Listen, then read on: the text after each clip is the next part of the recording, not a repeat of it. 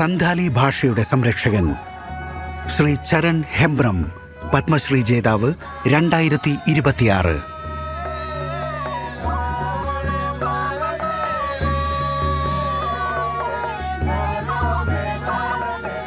Charan ഹെബ്രം Santali ഭാഷയ്ക്കും all ചിക്കി ലിപിക്കും ആദിവാസി സംസ്കാരത്തിനും സ്വത്വവും ഭാവിയും സമ്മാനിക്കാനായി തന്റെ നിസ്വാർത്ഥമായ ജീവിതം മുഴുവൻ സമർപ്പിച്ച വ്യക്തി. വെറും 2 വയസ്സുള്ളപ്പോഴാണ് ചരൺ ഹെബ്രാമിൽ നിന്നും വിധി പിതാവിനെ അകറ്റിയത്.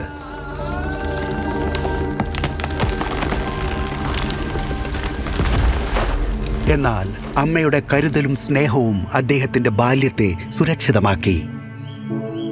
ഒരു ചെടിയെ മരമാക്കുന്ന തോട്ടക്കാരനെ പോലെ ചെറിയ ചരണിനും ഒരു ഗുരുവിനെ ആവശ്യമായിരുന്നു. ആ ഗുരുവിനെ അദ്ദേഹം കണ്ടെത്തിയത് അമ്മാവന്റെ ഗ്രാമത്തിലായിരുന്നു.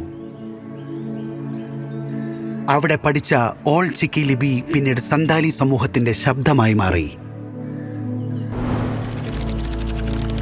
മെട്രിക്കുലേഷനും ITIയും പൂർത്തിയാക്കി ജോലി തേടിയിരുന്ന ചരണിന്റെ ജീവിതം ഒരു ട്രെയിൻ യാത്രയിൽ സർട്ടിഫിക്കറ്റുകൾ നഷ്ടമായതോടെ അപ്രതീക്ഷിതമായി മാറിമറിഞ്ഞു. നിരാശയും അനിശ്ചിതത്വവും നിറഞ്ഞ ആ ഘട്ടത്തിൽ അദ്ദേഹം വീണ്ടും തന്റെ ഗുരുവിനെ തേടിയെത്തി. ഇതൊരു അപകടമല്ല, വിധിയുടെ വിളിയാണ്. സന്താലി ഒരു വഴി മാത്രമല്ല, അതാണ് നിന്റെ ദൗത്യം. ഗുരുവിന്റെ വാക്കുകളെ മന്ത്രമാക്കി സന്താലിയുടെ പ്രചാരണത്തെ ജീവിത ലക്ഷ്യമാക്കി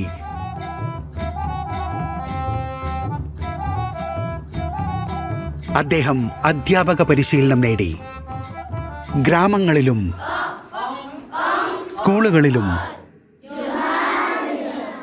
ആശ്രമങ്ങളിലുമായി, ചിലപ്പോൾ മരച്ചുവട്ടിൽ പോലും പഠിപ്പിച്ചുകൊണ്ടുള്ള യാത്ര അവിടെ തുടങ്ങി. പ്രതിസന്ധികൾ അദ്ദേഹത്തെ തളർത്തിയില്ല. 100 കണക്കിന് ആശ്രാ കേന്ദ്രങ്ങൾ ഉയർന്നു വന്നു. 1000 കുട്ടികൾ സന്താലി പഠിച്ചു. ഒരു ഭാഷയ്ക്ക് വീണ്ടും ജീവൻ ലഭിച്ചു. അദ്ദേഹത്തിന്റെ നിരന്തര പ്രയത്നങ്ങൾ അദ്ദേഹത്തെ സന്താലി സെക്രട്ടറിയുടെ സ്ഥാനത്തെത്തിച്ചു. അവിടെ നിന്ന് വിവിധ സ്ഥാപനങ്ങളെ കൂട്ടിയിണക്കി ആശ്രാ കേന്ദ്രങ്ങൾക്ക് അംഗീകാരം ഉറപ്പാക്കി. ഒരു പാഠ്യപദ്ധതി പിറന്നു. അതോടെ സന്താലി പഠന വിഷയമായി ഉയർന്നു. നല്ലൊരു കരിയറിലേക്കുള്ള വഴിയും തുറന്നു. അദ്ദേഹത്തിന്റെ രചനകൾ സന്താലിക്ക് സ്വന്തം ഒരു സംഗീത ഭാഷ നൽകി. സംഗീതവും നാടകവും കരങ്ങളിലൂടെ ജീവിത ദർശനങ്ങളായി പരിണമിച്ചു.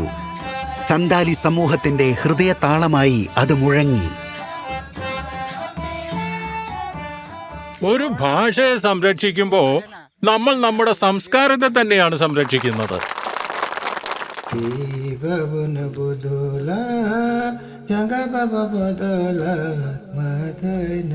ശ്രീ ചരൺ ഹെബ്രാമിന്റെ ഗാനങ്ങൾ പണ്ഡിറ്റ് രഘുനാഥ് മുർമുവിന്റെ ശാശ്വത സന്ദേശത്തെ തലമുറകളിലേക്ക് പകർന്നു നൽകി. ഒപ്പം സന്താലി ജീവിത രീതി ഇന്നും ജനങ്ങളിലേക്ക് പകർന്നു നൽകുന്നു. ശ്രീ ചരൺ ഹെബ്രം, പത്മശ്രീ 2026. കോടി കോടി നമസ്കാരം.